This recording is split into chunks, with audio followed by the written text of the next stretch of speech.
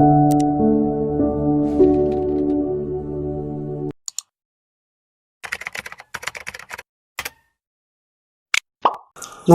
P K മീഡിയയുടെ stories ചാനലിലെ ഒരു പുതിയ വീഡിയോയിലേക്ക് അവർക്കും ഹൃദ്യമായ സ്വാഗതം. ജിറാഫിന് കുഞ്ഞ് പിറക്കുകയും ആ കുഞ്ഞിന് പരിശീലനം കൊടുക്കുകയൊക്കെ ചെയ്യുന്ന രസകരമായ ഒരു കാഴ്ചയുണ്ട്. കാട്ടിൽ പ്രതികൂല സാഹചര്യങ്ങളിൽ കുഞ്ഞ് ജനിക്കുമ്പോൾ എത്രയും വേഗം കുഞ്ഞ് എഴുന്നേറ്റ് ശക്തിയാർജിച്ച് ആക്രമികളിൽ നിന്ന് രക്ഷപ്പെടാൻ വേണ്ടി ചില പരിശീലനങ്ങൾ കൊടുക്കാറുണ്ട്. ചില കടുങ്കൈകൾ അമ്മ കുഞ്ഞിന് വേണ്ടി ചെയ്യും. എന്നാൽ നാട്ടിലോ സുരക്ഷിതത്വ മേഖലയിലോ ആണ് കുഞ്ഞ് ജനിക്കുന്നതെങ്കിൽ അത്ര തീവ്രമായ അഭ്യാസമുറകൾ എടുക്കില്ല. ജിറാഫിന് കുഞ്ഞ് ജനിക്കുമ്പോൾ ഏതാണ്ട് 6 അടിയിലധികം ഉയരത്തിൽ നിന്ന് കുഞ്ഞ് താഴെ വീഴും. അതിൻ്റെ ആഘാതത്തിൽ കുഞ്ഞ് ചലനമറ്റ് കിടക്കും. അപ്പോൾ അമ്മ തൻ്റെ നീളമുള്ള കഴുത്തൊന്ന് തിരിച്ചു വെച്ചിട്ട് കുഞ്ഞിനെ ഒന്ന് മണപ്പിച്ച് നോക്കും. പിന്നെ കാലുകൊണ്ട് ചലനമറ്റ് കിടക്കുന്ന കുഞ്ഞിനെ ഒന്ന് തൊഴിക്കും. അതിൻ്റെ ശക്തിയിൽ കുഞ്ഞ് ദൂരേക്ക് തെറിച്ചു വീഴും.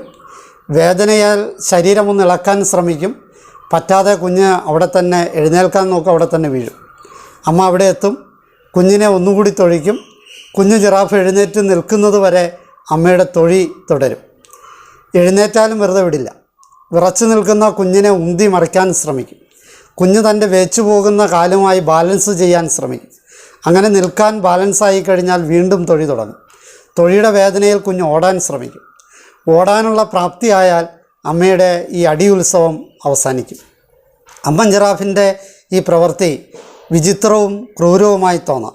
പക്ഷേ അമ്മയ്ക്കത് കുഞ്ഞിനെ സ്വയം കാലിൽ നിൽക്കാനുള്ള സുരക്ഷിതത്വം ഒരുക്കി കൊടുക്കലാണ്.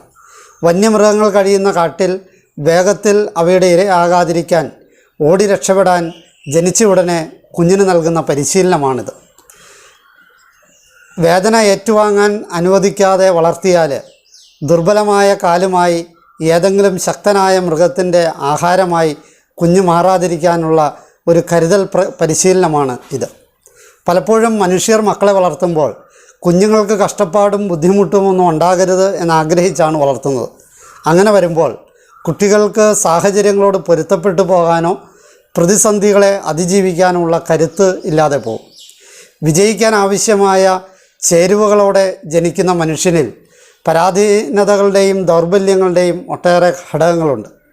ഇത് തിരിച്ചറിയുന്നതും ആ പരിമിതിയെ മറികടക്കാൻ ശ്രമിക്കുന്നതുമാണ് ജീവിതത്തിൻ്റെ വിജയത്തിലേക്ക് നയിക്കുക.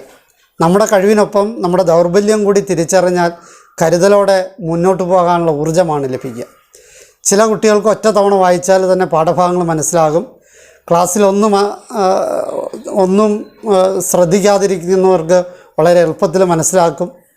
എന്നാൽ ചിലരെ സംബന്ധിച്ചിടത്തോളം പലവട്ടം ആവർത്തിച്ച് വായിച്ചാലാണ് അവർക്കൊപ്പം എത്താനായിട്ട് പറ്റുള്ളൂ. അവരെന്തിനാ ഭയപ്പെടണേ? അല്പം കൂടി കൂടുതൽ സമയം ചെലവഴിച്ചാൽ പോരെ. നന്നായി ചെലവ് ചെയ്ത് ജീവിക്കുന്ന ഒരാളുടെ കയ്യിലെ 1000 രൂപയ്ക്കും അത്യാവശ്യത്തിന് മാത്രം ചെലവഴിക്കുന്ന ഒരാളുടെ കയ്യിലെ 100 രൂപയ്ക്കും മൂല്യം ഒന്നു തന്നെയാവും നേട്ടങ്ങളുടെ കണക്കെടുപ്പിൽ.